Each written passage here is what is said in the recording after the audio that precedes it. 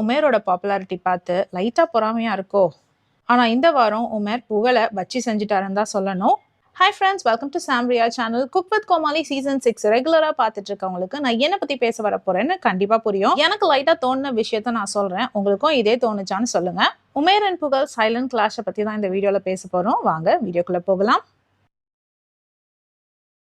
Cook with Komali season 6 last week எபிசோட்ல ராஜு பாத்தீங்கன்னா chef of the week வாங்கினது நம்ம எல்லாருக்குமே தெரியும். அதாவது அதுக்கு முன்னாடி தொடர்ந்து 2 வாரம் டேஞ்சர் ஜோன்ல இருந்தவர் டப்புன்னு தடையெல்லாம் தெரிஞ்சுட்டு 3rd இல்ல 4th பொசிஷனும் வரல, நேரா ஃபர்ஸ்ட் பொசிஷனுக்கே போயிட்டாரு. இது ஒரு பக்கம் பார்க்க ரொம்ப என்ஜாயபிளாவே இருந்தது. சரி, இப்போ உமேர் அண்ட் புகழ் விஷயத்துக்கு வருவோம். கடந்த சில வாரமாவே பாத்தீங்கன்னா புகழ் உமேரை பத்தி கொஞ்சம் ஹார்ஷான கமெண்ட்ஸ் பாஸ் பண்றாரு. ஃபார் எக்ஸாம்பிள், லக்ஷ்மி மேம் ஏதோ பண்ண போக ஆக்சிடென்டலா உமேரோட கத்தி லக்ஷ்மி மேம் கையில குத்திரும். அந்த இடத்துல லக்ஷ்மி மேமும் சொல்லுவாங்க அவன் தெரியாம தான் பண்ணான்னு சொல்லிட்டு. இருந்தாலும் புகழ்